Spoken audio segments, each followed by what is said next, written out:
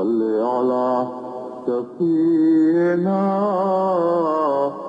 صل على محمد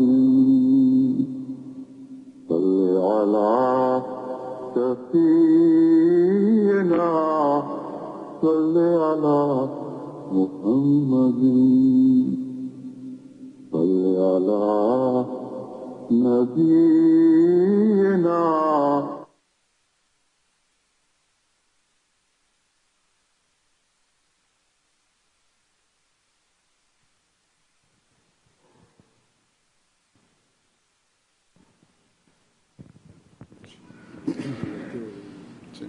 अज़ान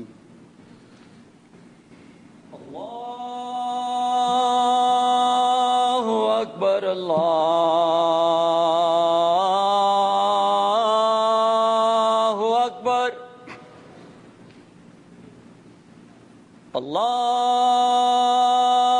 अल्लाहु अकबर अल्लाहु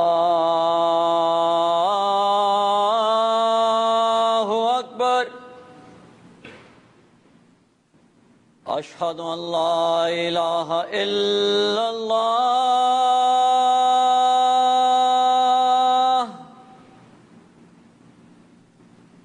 अशहदु अन ला इलाहा इल्लल्लाह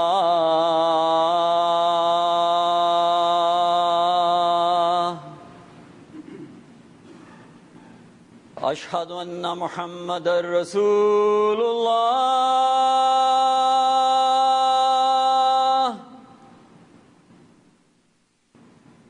अशहदु अन्ना मुहम्मदर रसूलुल्लाह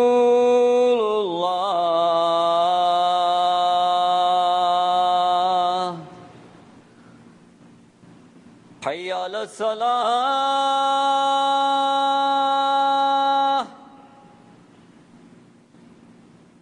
हय्या अलस सलाह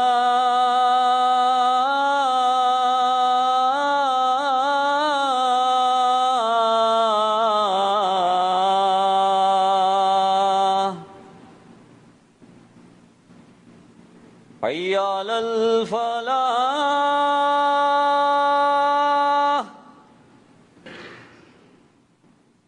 हय्या अलल फलाह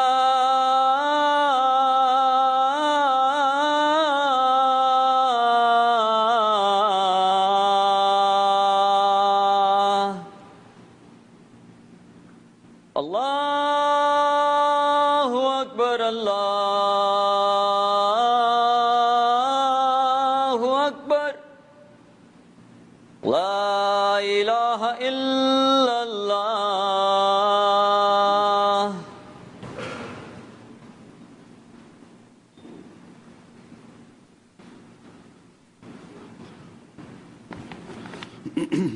अस्सलामु अलैकुम रहमतुल्लाह।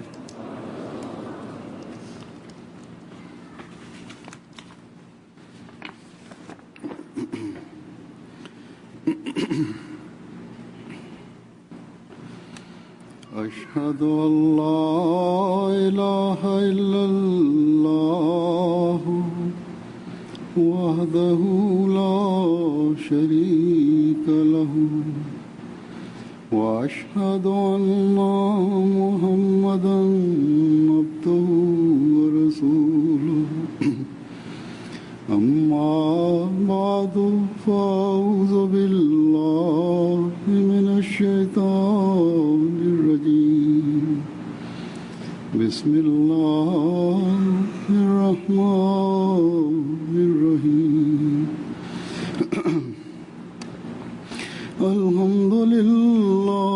अल्हम्दुलिल्लाहि रब्बिल आलमीन अर्रहमानिर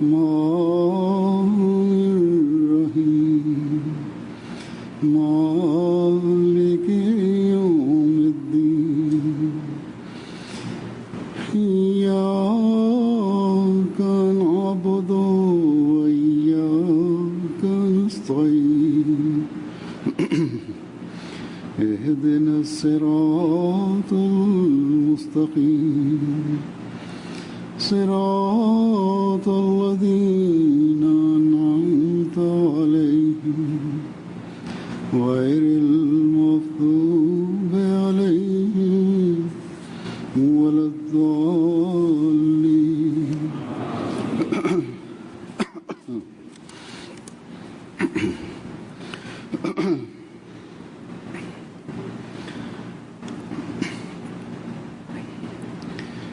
अल्लाह ताला का हम पे ये एहसान है कि उसने Halifa mtukufu ayyadahullahu taala ibn Aziz anasema kwamba ni ihsani ya Mwenyezi Mungu juu yetu kwamba katika zama hii yeye aliyemtuma kwa ajili ya kurekebisha itikadi na vitendo vya dunia hii. Sisi ni wafuasi wake, हम में से बहुत से ऐसे हैं lakini जिनके kwa kuwa na दिल में तजाद imani hii wapo wengi miongoni mwetu की एक बहुत बड़ी ambao kauli yao na kitendo chao kinapingana. Fail वैसे नहीं जैसे होने चाहिए। Wapo idadi kubwa ya wanajumuiya ambao kauli yao बेशक na amali yao उनकी घुट्टी में haivi kama inavyotakiwa iwe.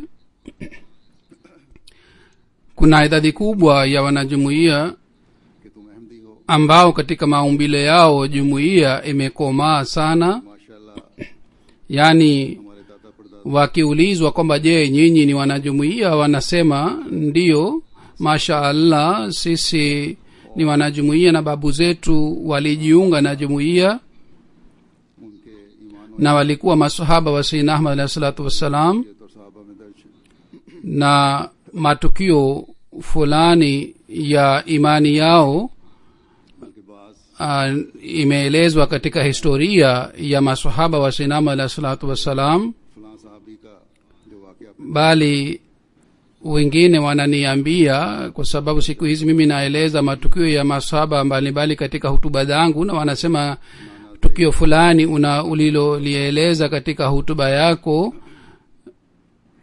na yule sahaba alikuwa babu yetu, alikuwa katika babu zetu. कि दुश्मन के हमले और वार उनको अहमदियत से Wana दूर नहीं कर imani juu ya ahmadia na imani yao ni ya aina hii kwamba सकती। कुर्बानी भी उन्होंने mashambulio ya maadui hayawezi kuwafukuza mbali katika jumuiya au kuwateleza katika jumuiya. Walijitolea mali yao na nafsi zao, na babu zao pia walijitolea muhanga, na wengi imekaa mbele yangu hapa pia. Lakini hatuwezi kukataa jambo hili pia kwamba mataifa hayawezi kupata maendeleo mpaka sisi tuache macho yetu wazi na tuendelee kujichunguza. Hatuwezi kukataa jambo hili pia kwamba miongoni wa hawa wanajumuiya wapo wengine ambao wana upungufu wa vitendo vyao na udhaifu. Kuna upungufu wa kutimiza haki za Mwenyezi Mungu na vile vile kutimiza haki za wanadamu. की बेइज्जत का मकसद तो तबीयतों में Lengo la ujio wa Sayyidina Ahmad alayhi salatu wassalam lilikuwa kuleta mapinduzi ndani ya nafsi zetu, na kwa kuleta mapinduzi ni kutoa katika giza iliyopatikana katika mwaka 1400 na ni kubadilisha giza hii katika nuru. Na hii ilikuwa lengo la kuja kwa Masihi aliyeahidiwa alayhi salatu wassalam, na mababu zetu walileta mapinduzi haya ndani yao, na walitoka katika giza na walikuja kwenye nuru, na walileta mapinduzi ndani yao na mabadiliko ndani yao. Walijitahidi ili itikadi yao na vitendo vyao vipatane, बस हमें अपने जायजे लेने lakini hali hii haipatikani katika vizazi vijacho. Basi kuna haja ya kujichunguza sana. Je, कर रहे हैं, sisi उन मायारों को हासिल करने की कोशिश कर रहे हैं जो हमारे बड़ों ने की। tunajitahidi kuboresha hali ya imani yetu, na je, sisi tunajitahidi kupata ile hali ya imani ambayo wazee wetu waliipata? ingawa walikuwa masahaba wa ahmadia wa zamani रहमत कबूल की, hapa Marekani कुर्बानियां की और अपनी हालतों में तो kuna idadi kubwa ya Afro American ambao wazee wao walipojiunga na jumuiya walijitahidi sana, walijitolea sana na walileta mabadiliko ndani yao. Lakini sasa kuna haja ya kuchunguza kwamba je, ile hali inapatikana katika vizazi vyao au la. कोई तजाद तो नहीं। Kuna haja ya kuchunguza jambo hili kwamba je, vitendo vyetu na itikadi zetu zinalingana, zinapatana au havipatani. Je, ile ahadi ya kutanguliza dini juu ya dunia, je, ile ahadi ilikuwa kwa muda, उनको na अपनी जिंदगी का हिस्सा बनाने je tulifanya हम अमल bayat ya Sayyidina alayhi salatu wasalam kwa masharti kadhaa. Je, tunatekeleza masharti ya bayat hii, masharti ya bayat तरफ ले जाने kama ipasavyo? काद और अमल में Haya हम ni वाले होंगे। njia mbalimbali ya kujichunguza मैं ambazo zitatusaidia kwa ajili ya kupatanisha imani yetu na vitendo vyetu. हम अमल Sasa hivi kuhusu majukumu haya nataka kueleza sharti moja katika masharti ya bayat, na nataka kukumbusha kuhusu kitu moja muhimu sana Quran करीम में भी इसकी बार बार तक ambacho kitu hiki ni katika nguzo ya Islam na ni nguzo ya pili katika Qur'ani tukufu. Pia Mwenyezi Mungu ametukumbusha mara kwa mara kuhusu hii, na mtume wetu Muhammad sallallahu alaihi wa alihi wasallam pia alitukumbusha sana kuhusu umuhimu wake. Na kitu hiki muhimu ni swala. अल्लाह ताला के हक की तरफ उनकी अदायगी की तरफ तो Katika sharti ya tatu ya masharti, Sayyidina alayhi salatu wassalam को लेते हुए फरमाया ametukumbusha kuhusu haki za Mwenyezi Mungu, na kwa ajili ya hii kwanza kabisa alitukumbusha kuhusu sala, na alisema wale wanafanya bayati yangu waahidi kwamba bila kukosa hata siku moja wataswali swala 5 sawa na amri ya Mwenyezi Mungu na mtume wake. बल्कि 5 वक्त नमाज Hapa haikusemwa hii tu kwamba muahidi kwamba mtatekeleza na mtaswali swala, bali kwa ajili ya swala 5 na kwa ajili ya kusimamisha swala muzingatie amri ya Mwenyezi Mungu na amri ya mtume Muhammad sallallahu alaihi wasallam. Pia नमाज के बारे में खुदा ताला का क्या हुक्म msali swala फरमाया ambayo ni sawa na amri ya Mwenyezi Mungu na sawa na amri ya mtume sallallahu alaihi wasallam. Kuhusu swala ya Mwenyezi Mungu anaamuru nini? Anasema हुक्म wa aqimu salata, करीम में बहुत सी जगह पर yani simamisheni swala. Kusimamisha swala, इब्तिदा में ही amri ya kusimamisha swala inapatikana mara kwa mara katika Qur'ani tukufu, bali katika sura Al-Baqara mwanzoni, baada ya iman bil ghaib, Mwenyezi Mungu ametukumbusha kuhusu sala. Sayyidina alayhi salatu wassalam anasema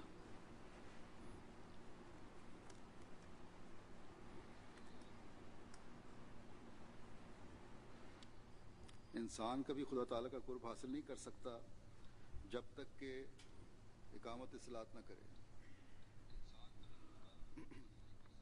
mtu hawezi kupata ukaribu na Mwenyezi Mungu mpaka asimamishe swala.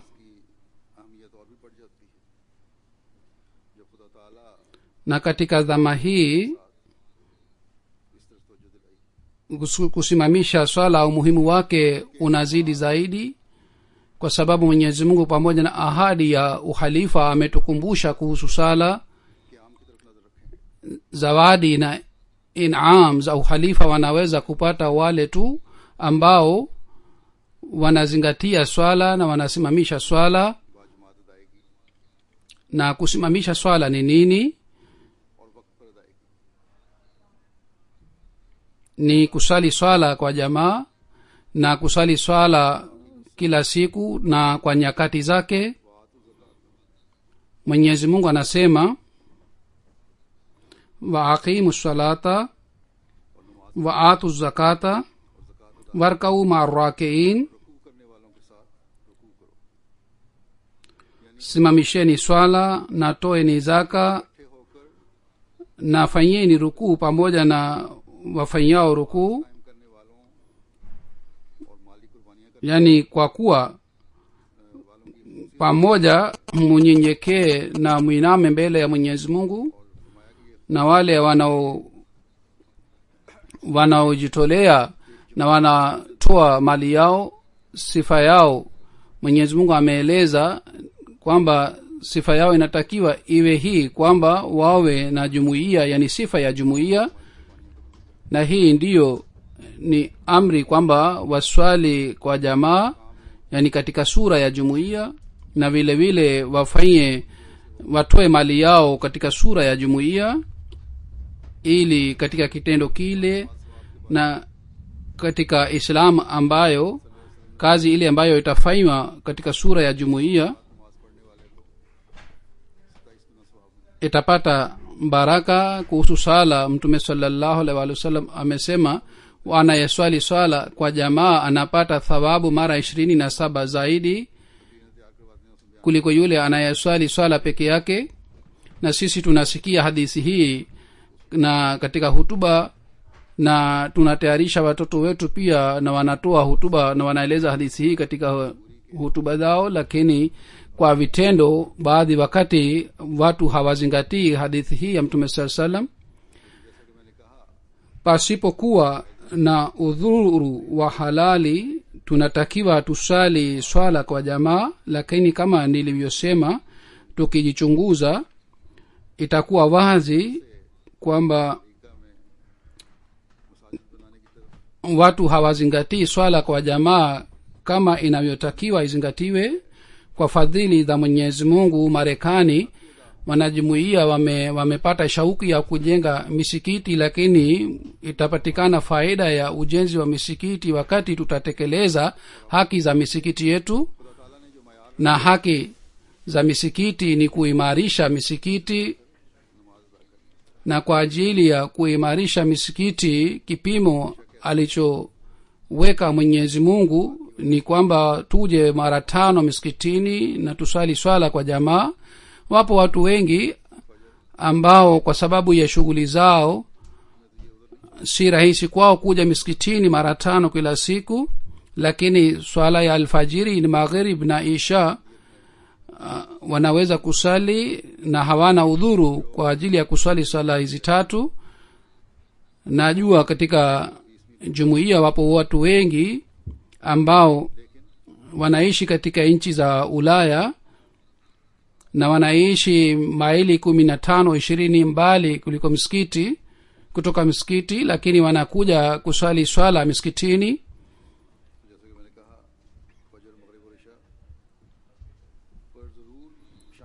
Ikiwa hawawezi kusali swala ya dhuhuri na alasiri kama niliyosema kwa sababu ya kazi, lakini fajr na isha wanajitahidi washiriki waje misikitini kwa ajili ya kuswali. Hapa takriban kila moja anao usafiri, na tunatumia usafiri kwa ajili ya shughuli za dunia, lakini kama kwa ajili ya kutafuta ridhaa ya mwenyezi mungu na kwa ajili ya ibada yake tukitumia usafiri huu, basi katika hali hii lengo la usafiri huu utakuwa kuhudumia dini, na katika hali hii dunia na akhira yenu itaboreka. Ikiwa kuna udhuru wa halali na kule wanajumuiya wanaishi pamoja, yani nyumba zipo karibu, unatakiwa wafanye mpango wa kusali swala kwa jamaa katika nyumba moja. Na mahali ambapo wanajumuiya wanaishi peke yao, kule katika nyumba zao pamoja na watoto na wake zao, wanatakiwa wajitahidi kusali sala kwa jamaa, ili watoto pia wajue muhimu wa swala ya jamaa ni nini. Ikiwa wazazi wanawaamsha watoto wao kwa ajili ya swala ya alfajiri, ikiwa katika hali hii watajua umuhimu wa swala, vile vile watajiepusha katika maovu ya aina mbalimbali. Wale watu hasusan ambao wanakuwa na tabia ya kuangalia tv kwa muda mrefu au wanaendelea kutumia internet kwa muda mrefu, lakini wakiamka mapema kwa ajili ya swala ya alfajiri, खासतौर पर वो बच्चे watakuwa na tabia ya kulala mapema na hawatapoteza muda wao, hasusan wale watoto ambao wanaingia katika umri wa ujana. Wao kwa sababu ya kuamka asubuhi अच्छे देखने वाली चीजें भी होती हैं, watafanya mambo haya ya dunia kwa wastani. लेकिन हर चीज में एक इतदाल होना चाहिए। Ndiyo, kuna mambo mengine mazuri pia katika tv. Mimi siwazuii kwamba wao wasiangalie, lakini inatakiwa watumie njia ya wasitani, njia ya katikati. Haitakiwi kwa thamani yoyote watangulize vitu hivi juu ya swala, na hii ikiwa wanafanya hivi basi huu ni ufidhuli. Family के अपने प्रोग्राम होते हैं, छुट्टी के दिन अगर Kisha pia kuna kitu hiki pia kwamba siku ya mapumziko watu wanakuwa na mipango yao. Ikiwa kuna mpango wa kwenda nje, lakini kama hakuna mpango wa kwenda nje kwa ajili ya istiriha, basi wanatakiwa watu waje pamoja na watoto wao msikitini kwa ajili ya swala. Wengi wanasema kwamba watoto hawana tabia ya kuja msikitini, watoto wengine wanaendelea kuharibika. Tiba yake ni hii moja tu, kwamba watoto wao muwazoeshe kwamba watimize haki za Mwenyezi Mungu, na haki hii inaweza kutimizwa kwa kuswali swala. Watoto wakijua umuhimu wa swala kutoka utoto wao, na wakijua kwamba bila hii mtu hawezi kuitwa Muislamu, katika ujana wao wanakuwa na tabia ya kuswali swala, na hatutakuwa na lawama kwamba watoto wameharibika. Ikiwa na mpango wa kwenda kwa ajili ya istiriha, ikiwa kule tunafanya mambo ya dunia kule kwa ajili ya kupata ridhaa ya Mwenyezi Mungu, kule pia tunatakiwa familia nzima iswali swala kwa jamaa. Nina udhoefu na watu wengi wanao udhoefu huu kwamba katika maeneo ya istiriha watoto na familia wakiswali swala kwa jamaa, na watu wanaokwepo pale wao pia wanapata shauku na wanaangalia wakati wanaposwali swala kwa jamaa, na kwa sababu ya hii njia za mahubiri zinafunguliwa. Kwa kawaida watu wa dunia wana maoni haya kuhusu Waislamu, kwamba katika Waislamu wanaosali ni wale tu ambao ni magaidi. Wanapoona kwamba hawa ambao waliokuja kwa ajili ya istiriha wanaswali swala na wamevaa mawazi sawa na mawazi yao, yani sawa na nchi hizi, lakini katika ibada wao wanajishughulisha, katika hali hii wao wanavutika. Wengi wanaeleza udhoefu wao kwamba namna gani kwa sababu ya swala wasiokuwa Waislamu walivutika, na kwa sababu ya hii njia za mahubiri ilifunguliwa. Basi hatutakiwi sisi tuwe katika hali ya duni, wawe watoto wetu au wawe wakubwa wetu. Sisi tuna madai kwamba katika dunia hii tutaleta mapinduzi, yawe mapinduzi ya kidunia au ya kiroho. Mapinduzi haya ya kidunia na ya kiroho wanaweza kuleta wale tu ambao hawana tabia ya kiduni,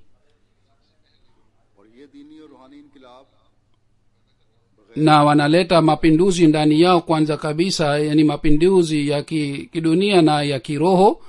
na mapinduzi haya ya kidunia na ya kiroho bila kuitimiza haki za swala hatuwezi kuleta ndani yetu. Na kwa ajili ya kuitimiza haki ya ibada kitu muhimu ni swala, na ni kitu cha kwanza vile vile. Basi tekelezeni swala zenu. Mwenyezi Mungu anasema katika Qur'ani tukufu, hafizu ala salawati, angalieni swala. Hafadha maana yake ni kwamba muswali swala bila kukosa, na kisha muzingatie swala yenu. Kisha amesema kila swala inatakiwa iangaliwe, hasusan ambayo ni salat wusta, yani swala ambayo inakuja katikati ya kazi, au sala ambayo haiswaliwi kwa nyakati zake kwa sababu yoyote, au kwa sababu ya shughuli za dunia.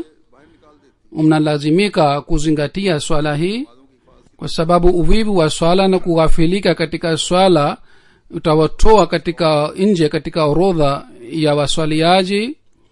Ndiyo maana Mwenyezi Mungu anatukumbusha kuhusu sala, na hasusan kuhusu sala ambayo inakuja katikati ya shughuli zetu, au kwa sababu ya uvivu wa nafsi hatuwezi kusali, au hatuwezi kusali kwa kutimiza swala, haki ya swala ile. Watu wengine wanaswali haraka.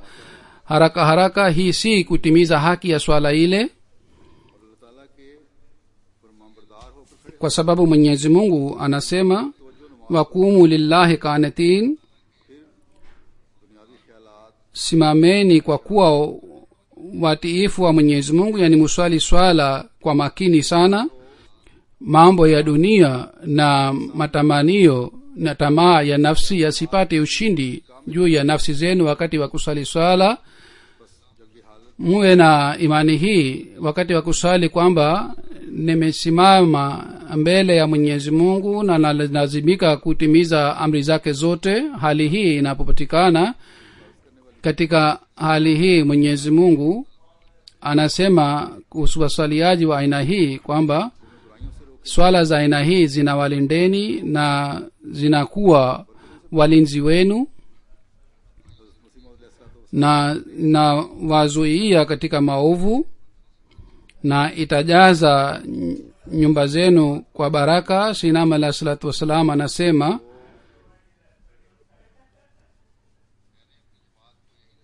nimesihi jumuiya yangu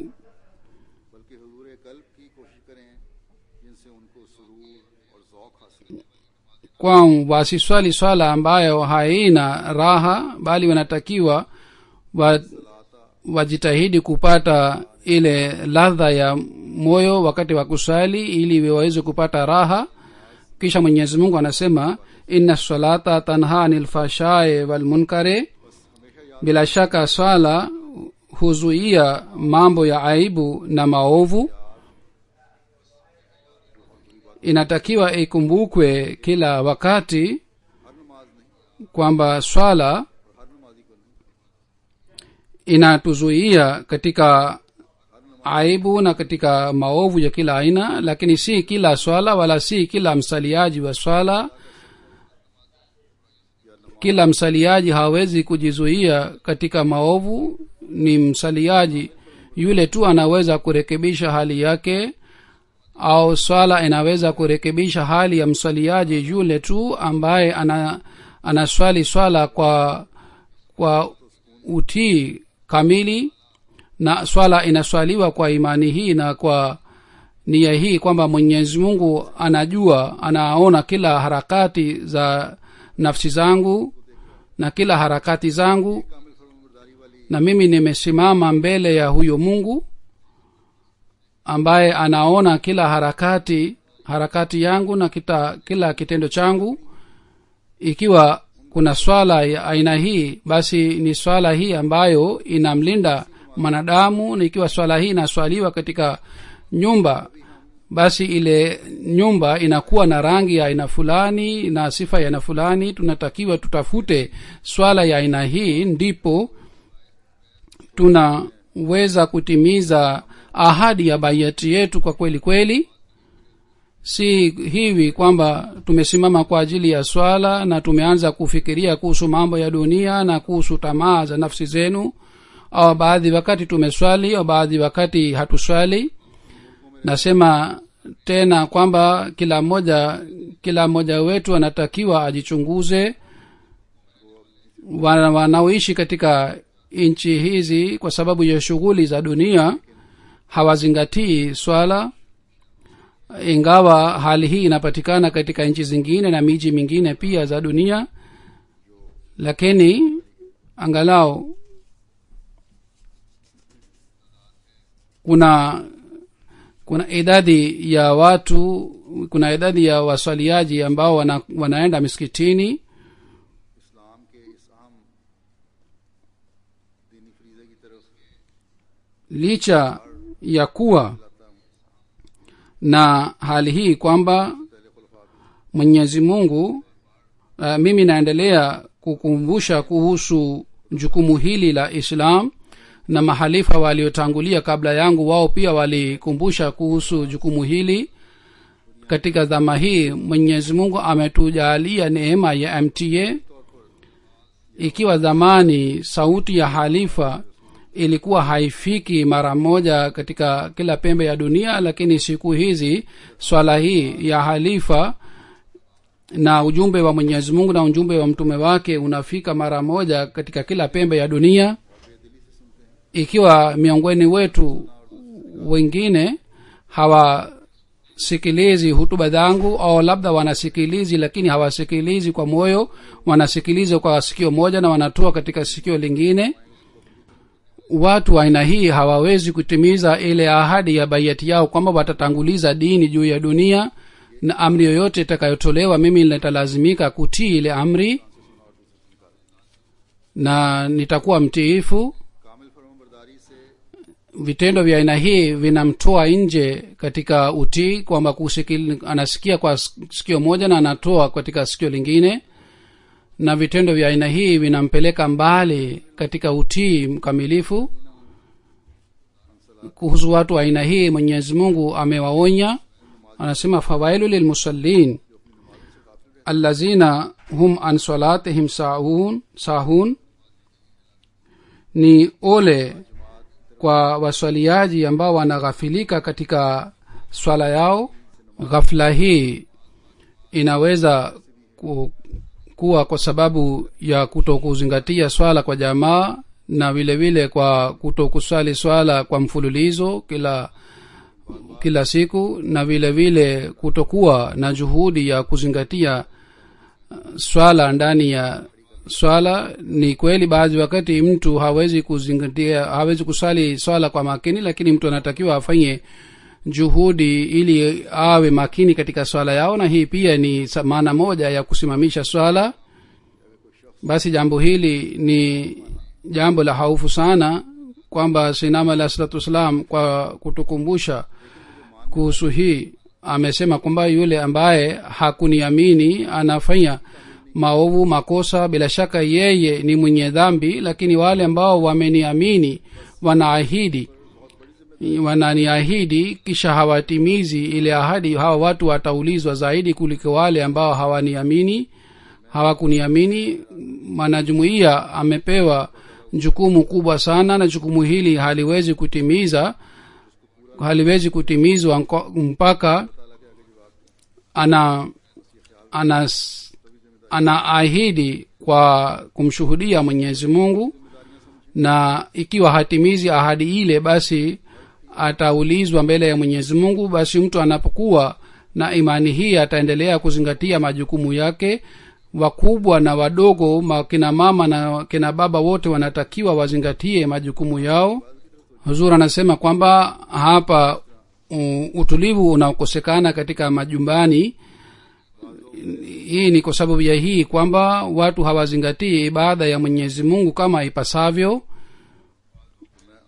Watu wengine ambao wanakuja kukutana nami na wananiomba kwamba nifanye maombi kwa ajili yao. Mara kwa mara nawaambia kwamba nyinyi pia mfanye maombi na muzingatie swala zenu. Na nikiwauliza kwamba je, wanaswali swala kila siku, na wengine wanasema hapana, hawaswali kila siku, nawaambia watu wa aina hii kwa kawaida kwamba au msifanyie mzaha na dini ya Mwenyezi Mungu, na msione kwamba dini ya Mwenyezi Mungu ni mzaha, kwamba hamswali nyinyi wenyewe na hamna tabia ya kufanya maombi na hamzingatii maombi, na kwa ajili ya mambo yenu ya dunia mnaniomba kwamba nifanye maombi. Kwanza kabisa mnatakiwa muzingatie maombi. Ikiwa hamleti mabadiliko ndani yetu au kwa ajili ya kuleta mabadiliko hamfanyi juhudi yenu ya hali ya juu, katika hali hii maombi ya mtu mwingine hayataleta athari yoyote.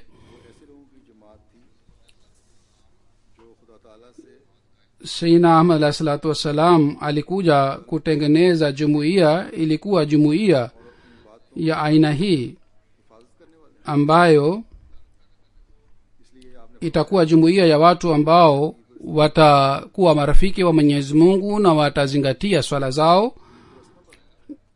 Ndiyo maana amesema kwamba mimi nimekuja kufuta tabia ya kuwafuata maulamaa wa kibandia. Amesema mnatakiwa muwe wa viongozi wa kweli kweli, lakini viongozi ambao Sayyidina Ahmad alayhi salatu wasalam alitaka kuwafanya wafuasi wake si maulamaa ambao ni maulamaa wa kibandia ambao wanashika vidonge vya tasbihi mikononi mwao na wanadhani kwamba kwa sababu ya ibada yao, ibada ya watu wengine, yani watu wengine hawana haja ya kufanya ibada, na watu hawa hawaswali swala hata kidogo.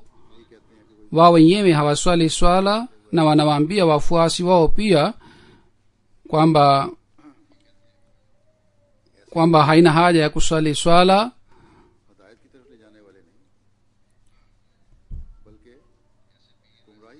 Maulamaa wa kibandia wa aina hii hawapeleki watu, hawaelekezi watu kwenye mwongozo, bali wanawaelekeza watu kwenye upotevu. Halifa mtukufu wa pili ameeleza tukio la halifa mtukufu wa kwanza.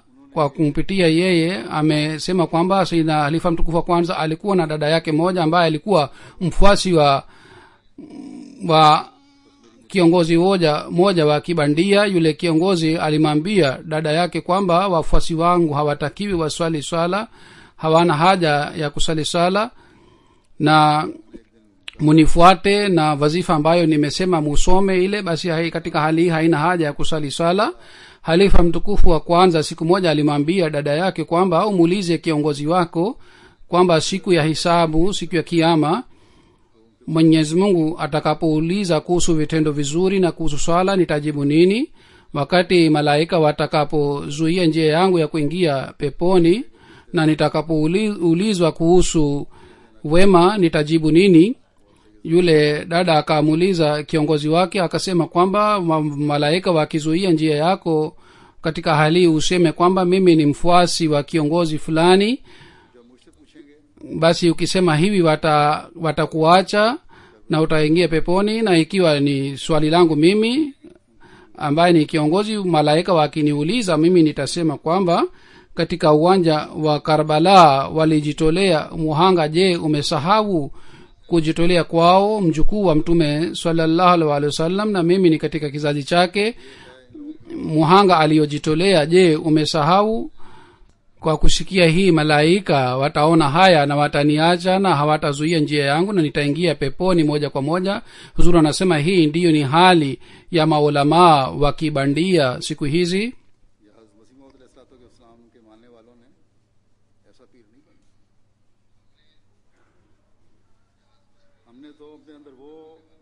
Sisi wafuasi wa Sayyidina Ahmad alayhi salatu wasalam hatutakiwi tuwe viongozi wa aina hii. sisi tunatakiwa tulete mapinduzi ndani yetu, mapinduzi ambayo yataleta mabadiliko ndani yetu, yataweza kuleta mapinduzi katika watoto wetu na katika jamii hii pia.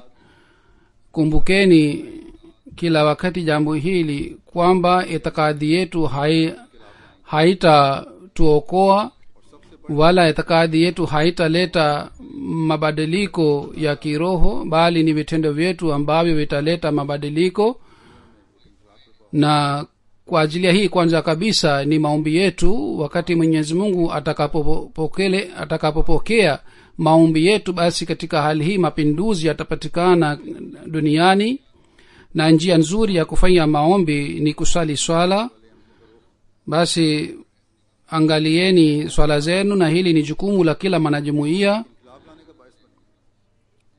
Ikiwa wanajumuiya wote wa dunia wakielekea upande mmoja na wakifanya dua, basi maombi haya yataleta mapinduzi duniani. Kwa ajili ya kupatia nguvu katika mikono ya uhalifa, ni jukumu la kila mwanajumuiya kwamba azingatie swala zake, ili mapinduzi yaliyoahidiwa pamoja na Sinam alayhi salatu wassalam. Na kwa sababu ya mapinduzi haya watu watajumuika chini ya bendera ya Mtume Muhammad sallallahu alaihi wasallam. Mapinduzi ambayo yatapatikana kwa sababu ya maombi, mapinduzi haya yapatikane. Huzuru anasema basi kila mwanajumuiya akumbuke jambo hili na azingatie swala yake, na vile vile azingatie swala ya watoto wake, ili sisi haraka iwezekanavyo tuweze kuona bendera ya Mtume sallallahu alaihi wasallam inapepea duniani, tuweze kupata rehema ya Mwenyezi Mungu sisi na kizazi chetu pia.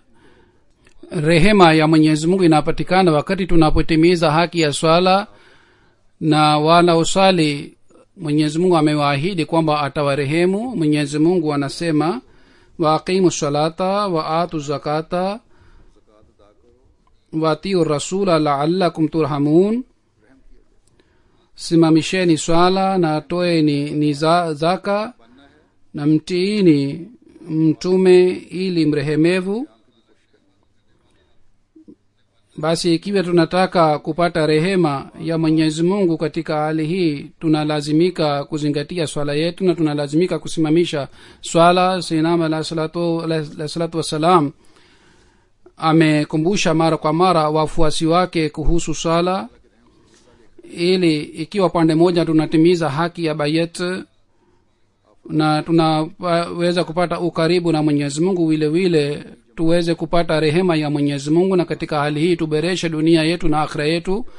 Anasema Sayyidina alayhi salatu wassalam, enyi watu wote mnaojihisabu katika jamaati yangu, hamtahisabiwa mbinguni katika jamaa yangu mpaka mtembee katika nyayo za utawa kweli kweli.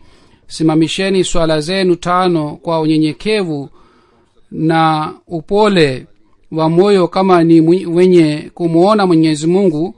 Anasema jueni kwa yakini kuwa hakifai kabisa kitendo kisicho na utawa. Utawa ni shina la kila wema. Kitendo kisichopoteza shina hili hakitapotezwa. Kisha anasema Sayyidina alayhi salatu wassalam kwamba swala ni nini? Swala ni dua ambayo ni tasbihi na ni kumsifu Mwenyezi Mungu na ni kufanya istighfar, na inafanywa kwa unyenyekevu sana. Basi mkiswali umsiswali kama wanaosali wale ambao wanafanya maombi katika lugha ya Kiarabu tu, kwa sababu kusali kwao na kufanya istighfar yao ni kuwaonyesha wengine haina uhakika ndani ya swala yao. Mkiswali nyinyi pamoja na Qur'ani tukufu ambayo ni kauli ya Mwenyezi Mungu, na vile vile maombi ya pamoja na maombi ya Mtume Muhammad sallallahu alaihi wa alihi wasallam, nyinyi mfanye maombi katika lugha yenu kwa unyenyekevu sana. ili athari ipatikane mioyoni mwenu kwa sababu ya unyenyekevu huu. Hii ndiyo ni hali ambayo tunatakiwa tupate katika swala yetu, na huu ni unyenyekevu ambao unavuta fadhili za Mwenyezi Mungu. Kisha watu wa aina hii wanavuta fadhili za Mwenyezi Mungu. Ni sala za aina hii ambazo Sinama alayhi salatu wasalam alitaka sisi tusali. Kisha anasema sehemu nyingine kwamba swala ni kitu ambacho kwa sababu ya kitu hiki bingu inainama juu ya mtu, yani Mwenyezi Mungu anapokea maombi ya mja wake.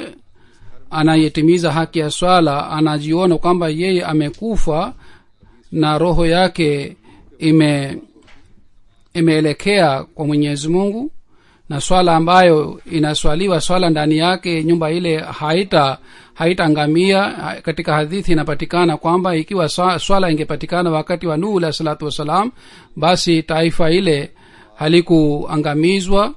Na kuhusu haji Mwenyezi Mungu ameweka masharti, na kuhusu zaka pia, na kuhusu saumu pia ameweka masharti, lakini kuhusu sala hakuna masharti. Yani kuhusu ibada zingine Mwenyezi Mungu ameweka masharti. Ikiwa yale masharti yanatimia, basi ile ibada inalazimika, pengine si fardh, lakini swala ni lazima katika kila hali. Awe msafiri, awe mgonjwa, awe katika hali yoyote, ikiwa ana ufahamu basi analazimika kusali swala. Amesema na ibada zingine ni katika mara moja kwa mwaka, lakini amri ya swala ni kila siku, yani kila siku tunalazimika kuswali swala 5. Ikiwa swala haiswaliwi sawa na masharti yake, basi baraka haziwezi kupatikana na wala hatuwezi kupata faida ya bayet. Basi kusimamisha swala hii na kuangalia swala, haya ni maelezo ya amri ya Mwenyezi Mungu ambayo Sinama alayhi salatu wasalam ameeleza maelezo yake, na alitegemea kila mwanajumuiya ataswali swala ya aina hii. Pengine amesema haina faida ya kufanya bayat.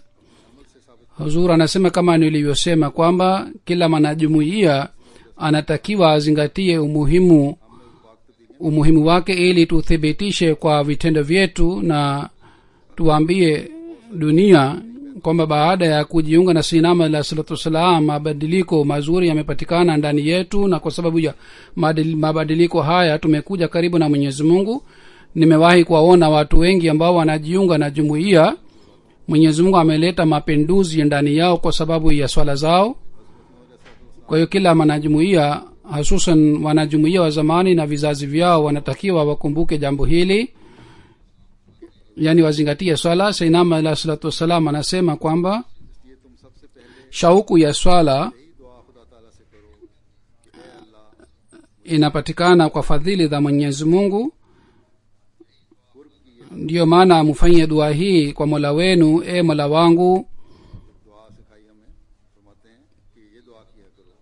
nijalie nipate hali ya aina hii kwamba niwe karibu nawe. Na ametufundisha dua Sinama alayhi salatu wasalam: e Mola wangu, unaniona mimi ni kipofu na mimi ni katika hali ya mauti. Najua kwamba nikisikia sauti kutoka kwako basi nitakuja kwako, yani nitaaga dunia hii, nitakufa, na katika hali hii hakuna anayeweza kunizuia. Moyo wangu ni kipofu na hauna elimu, ujalie nuru yako ya aina hii kwamba nipate shauku ya ibada yako. Unijalie fadhila zako kiasi hiki kwamba nisiage dunia hii katika hali ya kipofu. Akifanya dua hii na akizingatia swala, ataona kwamba atapata hali kwamba nuru itashuka kutoka mbinguni na atapata unyenyekevu katika swala. Mwenyezi Mungu atujalie tuswali swala za aina hii. huzur anasema baada ya swala ya Ijumaa nitasalisha jeneza mbili ya ghaibu. Jeneza ya kwanza ni ambashiri wetu wa Indonesia, jina lake ni bana Amar Maruf Aziz. Tarehe 16 wa Juni kwa amri ya Mwenyezi Mungu amefariki. Inna lillahi wa inna ilaihi rajiun. Tarehe 6 wa Desemba 1962 alizaliwa. Alikuwa mwanajumuiya kwa kuzaliwa. Mwaka 79 alijiunga na jamia, na 98 alipata degree ya shahada. Alipata bahati ya kuitumikia jumuiya katika maeneo mbalimbali ya Indonesia mpaka 2011. alikuwa akitumikia jumuiya katika chuo cha Indonesia, na baadaye alikuwa mbashiri wa mkoa wa mashariki Kalmandan. Alikuwa mtu mwenye elimu mashallah. Alipata bahati ya kufasiri kitabu cha Sinam alayhi salatu wasalam kiitwacho Tawzih Maram, na vile vile alikuwa akifasiri hutuba zangu pia. Na marehemu alikuwa Musi. Mwenyezi Mungu aiweke roho ya marehemu mahala pema na awapatie subra familia yake. Ameacha mke, mtoto wa kiume mmoja na mabinti wawili. Jeneza ya pili ni ya mwenyeji wa London, Bi Tahira Wonderman, mke wa Nawab Mahmud Wonderman. Yeye tarehe 18 wa Juni 2012 katika umri wa miaka 84 amefariki. Na lillahi wa inna ilaihi rajiun. Alikuwa binti wa bana Yasin sahib. Babu yake Ghulam Dastagir sahib alikuwa sahaba wa Sayyidina Ahmad alayhi salatu wasalam. Vile vile kaka yake pia alikuwa sahabi. Baba yake alikuwa akifanya kazi katika serikali ya India. Aliishi Qadian na alipata elimu kule. 1978 alihamia Karachi, na 1949 aliolewa na Mahmud Wonderman sahib. Kwa hiyo alihamia Uingereza. Baada ya kuhamia kwa halifa mtukufu wa 4 katika ofisi ya private secretary, aliendelea kutoa huduma zake kwa muda mrefu. Katika mkutano wa mwaka, halifa mtukufu wa 4 kwa kutaja jina lake alisifu kazi yake. Alikuwa akitumikia jumuiya kwa moyo sana, na alikuwa akipewa kazi yoyote alikuwa akimaliza ile kazi. Kabla ya kufariki kwake, siku chache kabla ya kufariki kwake, alimtuma jamaa yake kwamba nipewe kazi ya jumuiya, na kila wakati alikuwa akiomba kwamba apewe kazi zaidi, ingawa alikuwa anaumwa na alikuwa akifanya kazi kwa bidii sana. Na kama alikuwa akipewa kazi kidogo, alikuwa akikosa utulivu. Kwa nini amepewa kazi kidogo? Huzur anasema alifanya kazi katika kuangalia mabarua, yani miaka 27 jumla ameitumikia, na miaka 9 wakati wangu katika uhalifa wangu pia ameitumikia. Na alikuwa akifasiri barua, na alikuwa akiweka wazi sana tafsiri ya barua, kiasi hiki kwamba nilikuwa nikielewa vizuri madhumuni ya barua ya mtu aliandika barua. Yani alikuwa akiona kwamba ikiwa kuna na mahali ambapo inatakiwa lazima isome, basi alikuwa akiweka alama pale. Na sifa yake hii ilikuwa nzuri, na nilikuwa napenda sana sifa yake hii, na kwa sababu ya hii kazi yangu ilikuwa ikirahisika. Miaka 20 alipata bahati ya kuwasomesha watoto Qur'an tukufu. Vile vile gazeti la Akhbar Ahmadi alikuwa akifasiri makala katika lugha ya Kiingereza. Ameacha watoto wa kiume 2, mabinti 3, na vile vile wajukuu sana. Mwenyezi Mungu awajalie wao pia waendelee kuwa watiifu wa jumuiya na waendelee kuitumikia jumuiya. Mtoto wake mmoja bana Nadhim anafanya kazi katika Akhbar Ahmadiyya kama ni msaidizi wa mhariri. Mwenyezi Mungu aiweke roho ya marehemu mahala pema. kama nilivyosema nitaswalisha jeneza ya hawa wote wawili baada ya swala inshallah.